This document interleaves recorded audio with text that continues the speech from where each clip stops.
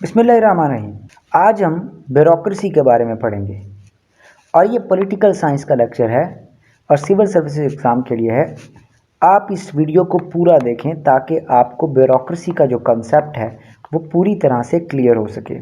और इस वीडियो को लाइक कीजिए और इस चैनल को सब्सक्राइब भी कीजिए ताकि और ऐसी वीडियो आप देख सकें।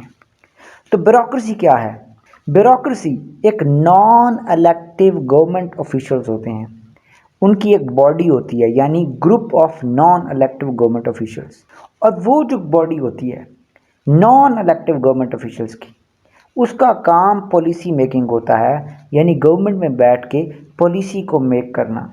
यानी एडमिनिस्ट्रेटिव ग्रुप होता है, वो नॉन इलेक्टिव होता है और उसका काम पॉलिसी मेकिंग होता है। और ये जो पॉलिसी मेकर्स होते हैं, यानी ये जो ब्यूरोक्रेट्स होते हैं, ये ब्यूरोक्रेट्स बड़े बड़े इंस्टीट्यूशंस में बैठते हैं, बहुत बड़े बड़े इंस्टीट्यूशंस। जैसे हम देखते हैं कि आपका सेक्रेटेरिएट के अंदर बहुत सारे ब्यूरोक्रेट्स बैठते हैं। इसी तरह से अगर पाकिस्तान कस्टम ग्रुप में आप देखें तो कस्टम ग्रुप के ब्यूरोक्रेट्स बैठते हैं। तो इंस्टीट्यूशंस में ये बैठते हैं, ये पॉलिसी मेकिंग करते हैं और ये नॉन इलेक्टिव गवर्नमेंट ऑफिशियल्स होते हैं। इसको हम ब्यूरोक्रेसी कहते हैं। जनाब मोहतरम, ब्यूरोक्रेसी की जो फीचर्स होती हैं उनमें सबसे पहली फीचर ये है कि ये रूल्स और रेगुलेशंस पे काम करती है। और वो रूल्स बनाता कौन है? वो एग्जीक्यूटिव बनाता है।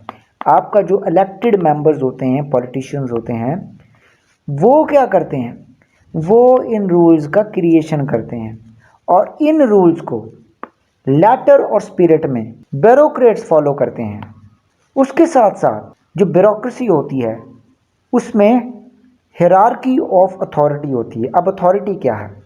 अथॉरिटी लिजिटिमेट पावर होती है। जब पावर को गवर्नमेंट लोग मानना शुरू कर दें तो इसको लिजिटिमेट पावर को अथॉरिटी बोलते हैं।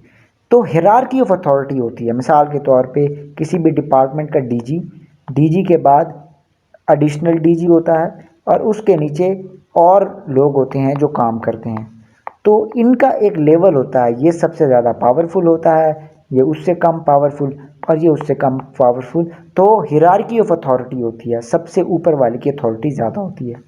इसके साथ साथ इन तमाम ऑफिशियल्स के जो रिलेशंस होते हैं किसी भी इंस्टीट्यूशन के अंदर, ब्यूरोक्रेटिक इंस्टीट्यूशन के अंदर, वो इम्पर्सनल होते हैं। यानी वो सिर्फ और सिर्फ इस तरह से होंगे कि उस एजेंसी के गोल्स को हमने हासिल करना है, उसमें कोई रिश्तेदारी वाला रिलेशन नहीं होगा। याद रहे कि जब एक बार ब्यूरोक्रेटिक इंस्टीट्यूशन बन जाते हैं तो उन ब्यूरोक्रेटिक इंस्टीट्यूशन को डिसलॉज करना ये बहुत डिफ़िकल्ट हो जाता है, ये नामुमकिन सा हो जाता है। जब एक बार बन जाती है तो इसको डिज़ोल्व करना मुश्किल हो जाता है।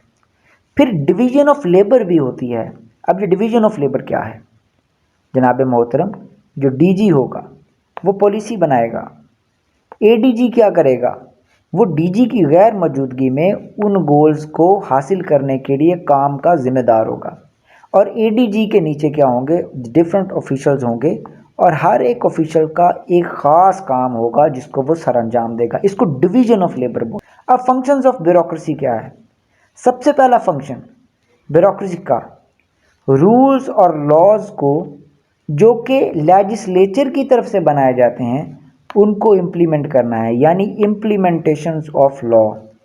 इम्प्लीमेंटेशन ऑफ लॉ ये सबसे पहला काम है। दूसरा काम ब्यूरोक्रेसी का पॉलिसी का इम्प्लीमेंटेशन है एट ग्रास रूट लेवल, यानी ग्रास रूट लेवल पे पॉलिसी को इम्प्लीमेंट करना। मिसाल के तौर पे गवर्नमेंट जो है एक पॉलिसी दे देती है कि हेल्थ सेक्टर के अंदर हम ये काम करेंगे, तो आपके जो ब्यूरोक्रेट्स होते हैं यानी डीसीज होते हैं, ये सारे लोग क्या करते हैं? ये नीचे ग्रास रूट लेवल पे इसको इम्प्लीमेंट करते हैं। तो ये क्या है जी? ये ब्यूरोक्रेसी का काम, पॉलिसी का इम्प्लीमेंटेशन है ग्रास रूट लेवल पे।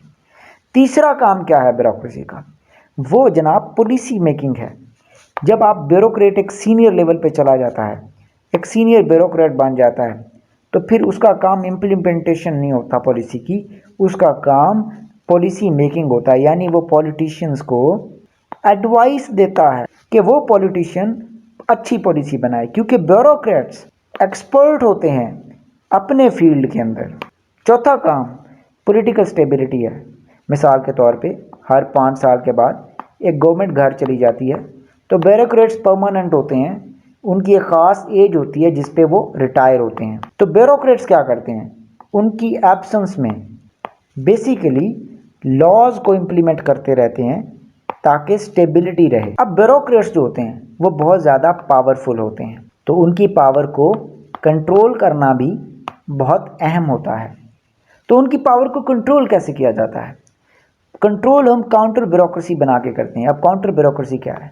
Special assistance to prime minister, यानी एक प्राइम मिनिस्टर होता है, उसके बहुत सारे असिस्टेंट होते हैं, वो उन असिस्टेंट को ब्यूरोक्रेट्स के ऊपर निगरानी पे लगा देता है ताकि ब्यूरोक्रेट्स की जो मैन्यूवरिंग है उसको जज किया जा सके कि वो क्या काम कर रहे हैं, क्या वो प्राइम मिनिस्टर को डॉज तो नहीं कर रहे। तो मिनिस्ट्रियल कंट्रोल एक और चीज़ होती है। कोई भी मिनिस्टर क्या कर सकता है, वो किसी भी ब्यूरोक्रेट को जो उसके डिपार्टमेंट में होता है उसको जबरी तौर पे रिटायर करवा सकता है। इस तरह से जो आपके मिनिस्टर्स हैं वो ब्यूरोक्रेट पे कंट्रोल करते हैं। और आखिरी चीज़ अकाउंटेबिलिटी है। डिफरेंट किस्म के अम्बुड्समैन होते हैं। अम्बुड्समैन को आप शिकायत करते हैं, आप उनको कंप्लेंट करते हैं और उस कंप्लेंट का अजाला किया जाता है, उसको देखा जाता है और उस ब्यूरोक्रेट के ख़िलाफ़ क्या की जाती है, कार्रवाई की जाती है। तो इस तरह से क्या होता है भाई, इस तरह से आप ब्यूरोक्रेसी को कंट्रोल करते हैं। मुझे उम्मीद है कि आपको ये लेसन अच्छा लगा होगा। अगर आपको ये लेसन अच्छा लगे तो आप हमारे चैनल को सब्सक्राइब भी करें, इस वीडियो को लाइक भी करें। अपनी दुआ में याद रखिएगा। अल्लाह हाफ़िज़।